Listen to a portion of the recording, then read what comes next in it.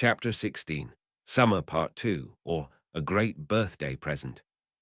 Yes, Harry had said the exact same thing the year before, but this truly was the best summer of his life, including the last timeline.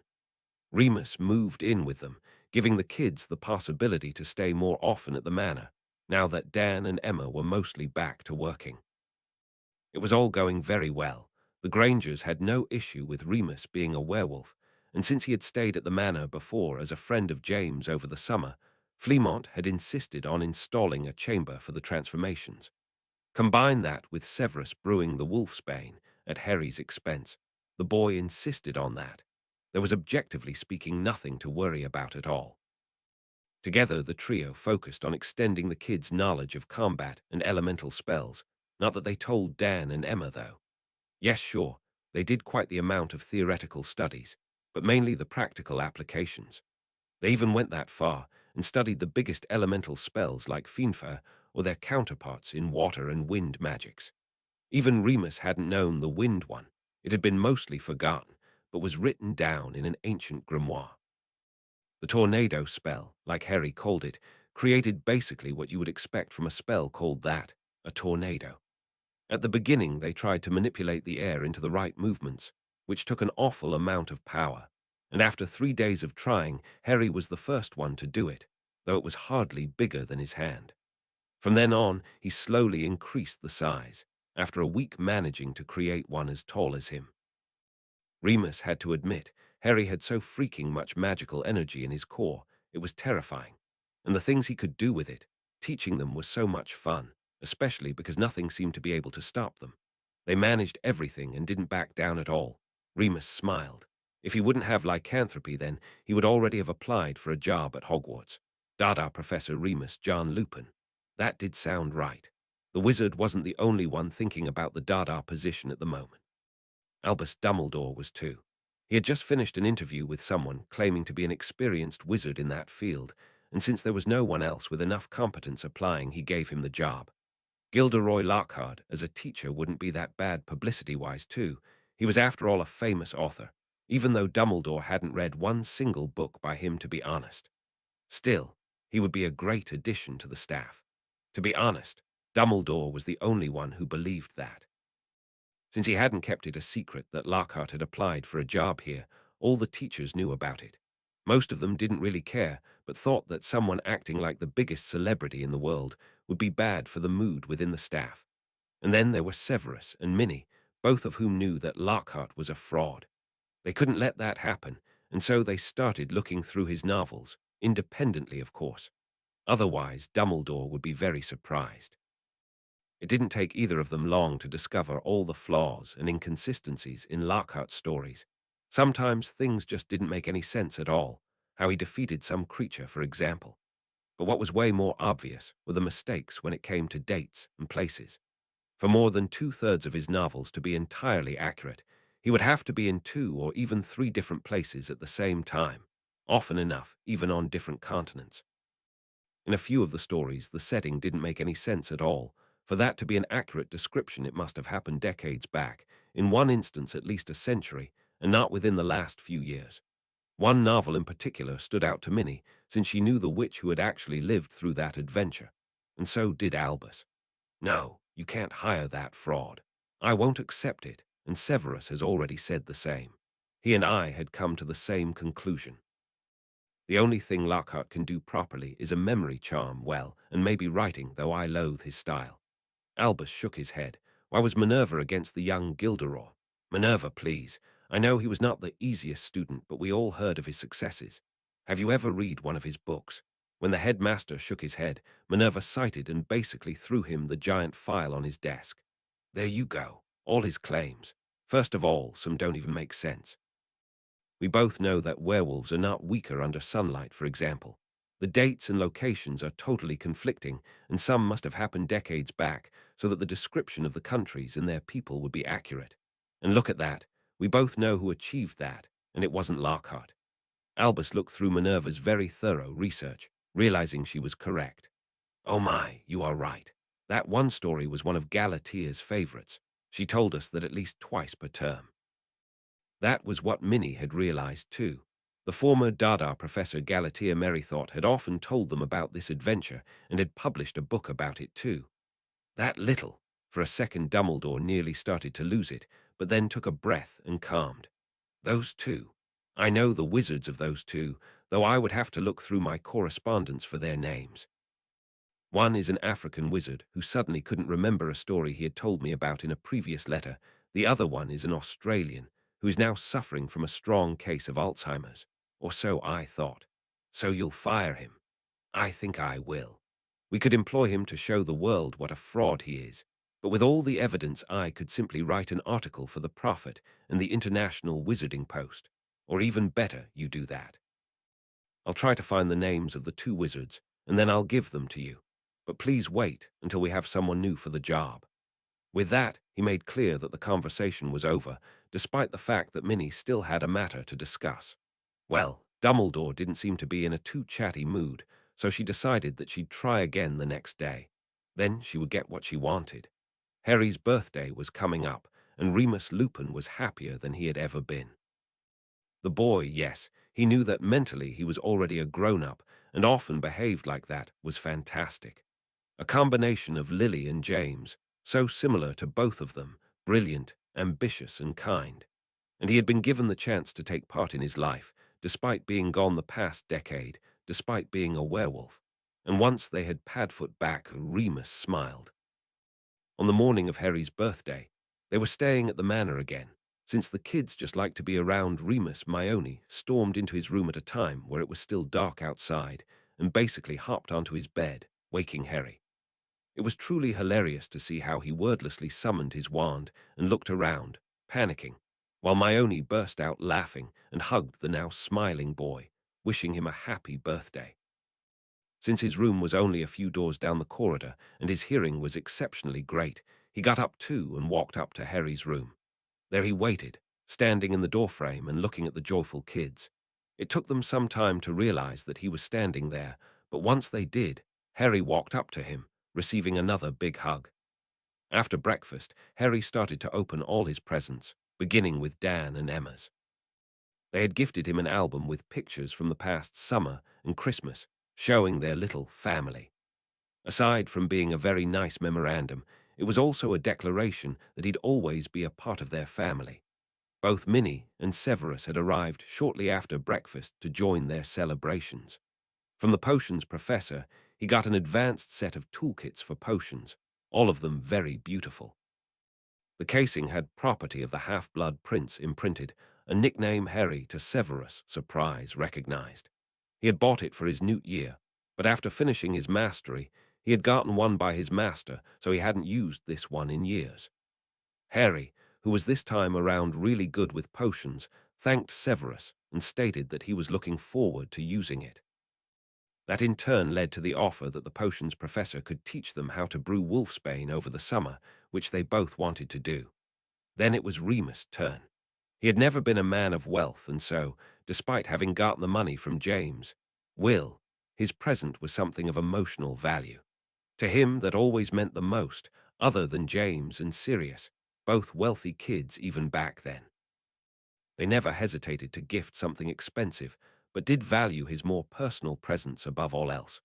"What's that, Remus?" "A diary with notes from." Harry nearly dropped it and was very speechless because the little notebook was filled with notes by all the marauders, documenting their way towards their transformation. Even Remus had written down a lot, since he truly had been the research guy of the marauders.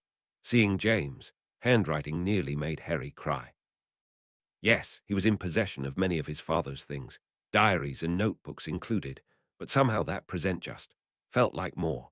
It was hard to explain what he felt. Remus now found himself in the most emotional hug he had ever been. Harry truly loved the werewolf. For him, his Uncle Mooney was family. Since Minnie insisted that hers would be the last, he started opening all the cards and boxes, with Remus and Severus spell-checking everything. Nothing stood out, though, not even Ronald's letter, which was horribly written, by the way. And since Molly probably thought Harry was already falling in love with Ginny, she hadn't added anything to her little girl's letter. Most of their classmates had written to him, probably since he had congratulated most of them too. Surprisingly many snakes, with Daphne, Theo, Blaise, and, though sounding very strange, maybe because of her current mindset, Tracy, all having written. From those who had added more than just a box of chocolates or something like that, he mostly got books on very interesting subjects, most not taught at Hogwarts.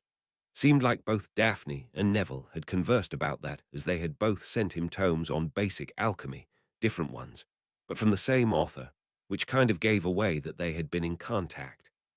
Susan had sent him a book about aura defense spells, and Hannah one about rare magical creatures.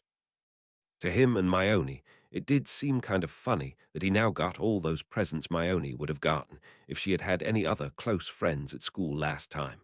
He was a different person than last time. Yes, Harry and Hermione both were very oblivious to all the changes they had already done. To them, this was all minor and wouldn't change anything of importance. They still had the belief that they would manage to keep everything together until fourth year, or at least until the Triwys was completely planned, so it would happen. Minnie, on the other hand, saw all of that. She herself was convinced to be a little less careful. The butterfly effect was basically unavoidable, and they had changed so many things. That was why she had a few things in mind to make the world a better place. She wouldn't work against their students. No, she wouldn't end up like Dumbledore. Well, if you'd open Hermione's present now, Harry, then I could tell you what you'll get from me. He nodded, proceeding to open the box, which contained a leather satchel with his name imprinted on the inside. But that wasn't everything. Gosh, Myone. Undetectable extension charm, and I guess a featherlight charm too. Did the charm work yourself? She nodded and received another hug by the boy, who really liked his present. Up until now, he had used his mother's satchel at school, but with all the stuff he tended to carry around, it was always pretty full and heavy. Yes, he could cast the featherlight charm himself, but he still struggled with the permanent one. Myone was way more familiar with the runes to make it last longer. All the adult wizards and witches inspected the charm work, which was pretty good, even for someone who had finished her newts, which she hadn't, of course, which just made it more impressive. Now I guess it's my turn, Harry. Here you go. Minerva held out something that looked like an old piece of rope, causing confusion, but then Harry understood. Portkey, she nodded, then he grabbed the other end of the rope. Azkaban. Yes, I still have some friends high up in the DMLE. Activation phrase, Sirius Black, and with that they both disappeared. Now that's a birthday present no one can top. We wanted to meet Padfoot, but had no idea how it would be possible. She said that there was no chance at the time being, but that obviously wasn't true. She knows how to surprise someone. Only moments later, Harry and Minerva appeared in a dark room, which seemed like it was not being used at all. And that was true. Minnie's old friend at the department had made sure that the portkey would take them somewhere close to Sirius Black, but also to a place where no one would see them portkey in. Close by on a table there was a map and a small note describing how they could get to Sirius and what the guard's schedule was. Oh, that's good. He was able to transfer Sirius into a solitary cell down the corridor. That means we should be able to get down there undetected. And if not, I'd prefer Confundus charms over Obliviation. Let's just hope it won't come to that. And it didn't. At least on their way down to Sirius cell, they didn't run into anyone, not even a Dementor. Sure, they felt their coldness from far away, but it really seemed like Minnie's contact had thrown Sirius into some dark and lonely hole away from everyone and everything. The professor had obviously not told the true story why Harry wanted to see him, but made her contact believe he just wanted to look the man who betrayed his parents in the face and ask him why, or something like that. So, if that is correct, then we should only have to head through that door and then Sirius. Harry was both surprised and happy to see his godfather. Yes, obviously he had known that they would meet him here, but seeing him, that was something entirely different. Jam, no, Harry. And you too, Minerva. You got bigger, Prongslit. If the bars of the prison cell wouldn't permit it, Harry would have rushed to him, but as that was not possible, he just grabbed his hand through the bars. Hey, Padfoot, good to see you. Oh, you have no idea how lucky I feel seeing you. And I was already wondering why they put me into solitary. Minnie, using your contacts at the ministry is something I would have never expected from you, but thank you. I guess it's on you that this little boy here is doing so fine. Now the professor walked up to her former student, also smiling brightly. Well, he did well enough by himself already, but I am happy to help where I can. He's a special boy. Sirius started to laugh loudly. Oh, believe me, I've known his parents better than you did. I can imagine that. Oh no, you can't, Sirius. Harry groaned because it seemed like Minnie was already on her way to tell another person their secrets. If they'd continued that way at some point, it would get out of hand. But it was just Sirius, he thought. That couldn't hurt. Well, the short version is I died, and they sent me back to fulfill my destiny. I was nearly through my 7th year, and now I'm back with some planning and revenge against those who harmed me, at least when the time is right. For about 2 seconds, Sirius was starting to laugh, but then he saw the grim looks on their faces, realizing that they were not joking. He, thanks to Harry's note from Christmas being in a way better mental state than you'd expect from a prisoner at Azkaban, straightened his back, and now the pureblood lord in him came to light. With a demanding voice, he spoke up. Everything now. Don't even think about keeping anything from me. Back at Potter Manor, Myone was talking to Remus and Severus, mainly because she was damn nervous. Padfoot was after all a prisoner, and he had been one for a decade. She herself knew how bad Dementors could be, so Myone was afraid he might not really be in his right mind. Last time around he had still been quite crazy after nearly a year away from those damn soul suckers, and now he was still in there. Surprisingly, it was Severus who calmed her down, repeatedly stating that Animani were way less influenced by the Dementors, and Harry had after all sent him a letter at Christmas, in which he had expressed his desire to meet him in the summer. You know, Black broke out of Azkaban for Harry without even knowing if the boy would like him. Now he knows he has his support, and he will visit. I know desperate people can be and how much they would do, so don't worry. Remus agreed to that and gave the girl a reassuring smile. He liked her, and not only because she made Harry happy and was helping him. She was a kind and brilliant girl, a bit like Lily Evans back then, maybe a little less temper, though. Or she was just hiding it. He didn't know. Overall, he was happy to have become a part of this family, and that he was now Uncle Mooney to not only one, but 2 young, brilliant kids. At Hogwarts, Albus Dumbledore was thinking. Life had become a lot more difficult with both Minerva and Severus, bringing forward the evidence against young Gilderoy. Really no one wanted to do this job by now anymore, Tom's curse still haunting the position. He hadn't been able to spot the origin of the curse, though, despite trying for many, many years now. And so he found himself often enough with the problem of hiring a new Dada professor. Minerva had come to him the day before and suggested hiring Remus Lupin for this year. He apparently was in the country, so he could catch up with the few remaining friends in Britain and to officially register his mastery in the ministry. Yes, the foreign ministries always sent the files and documents of British wizards getting masteries abroad to the ministry. But thanks to some legislation, the wizard had to officiate that himself here. Why, no one knew anymore that law was older than Dumbledore himself. But that was completely unimportant, because he had a valid candidate for the job. One under his control, especially if Remus wanted to get close to Harry. He would make some rules part of the job agreement so the werewolf wouldn't run to Harry at the first chance.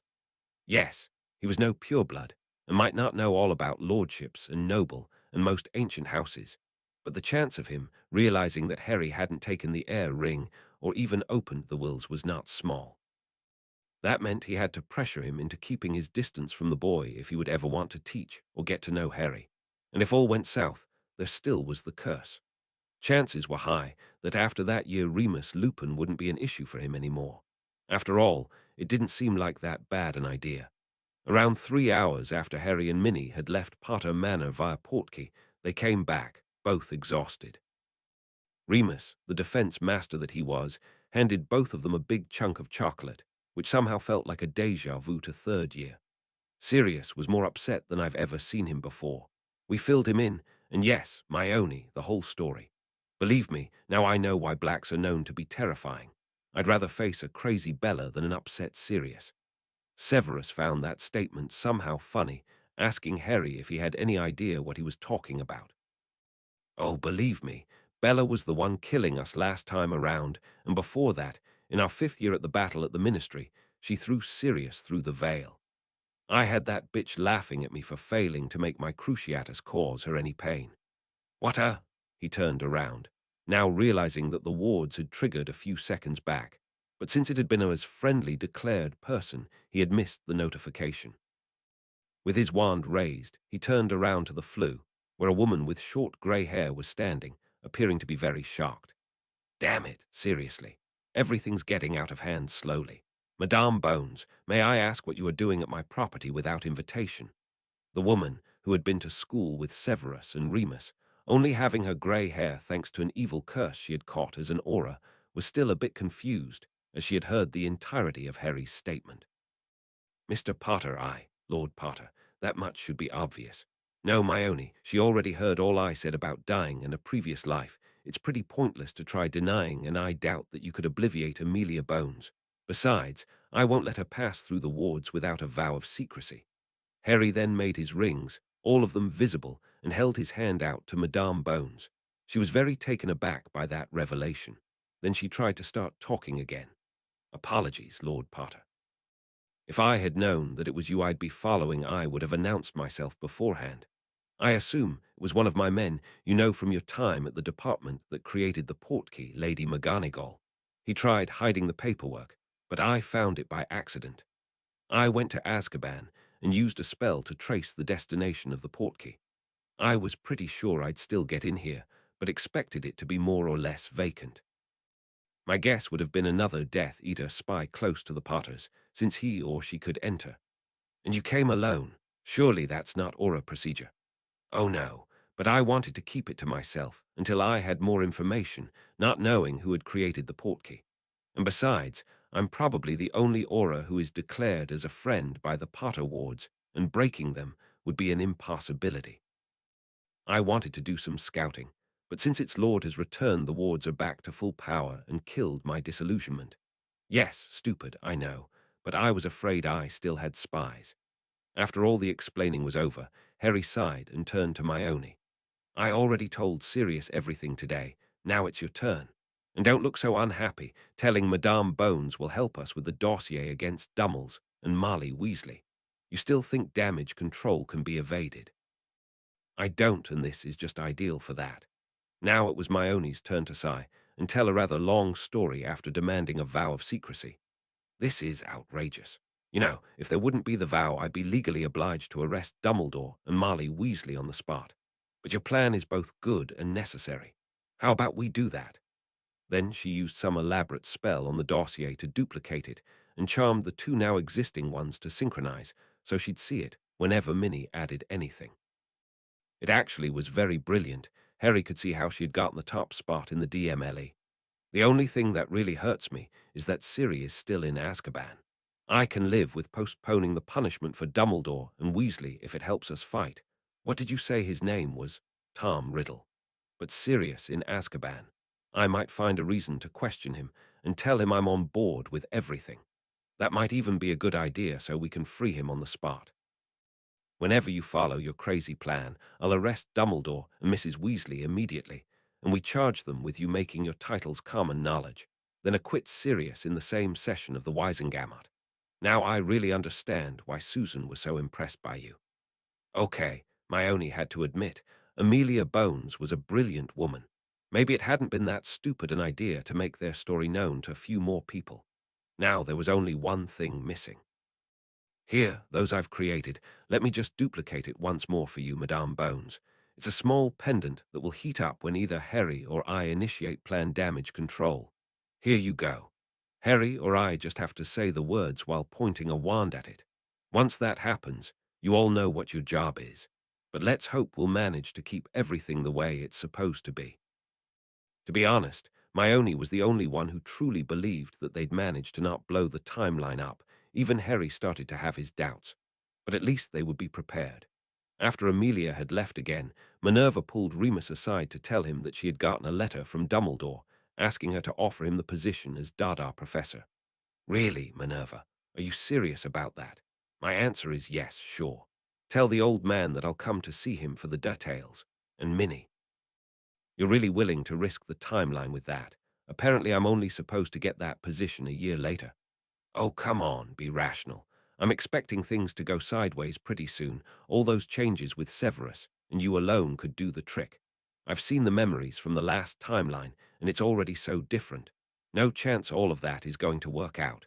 Main thing is we're with them once that happens, so we help them. Remus nodded. He shared that thought and was ready to be there.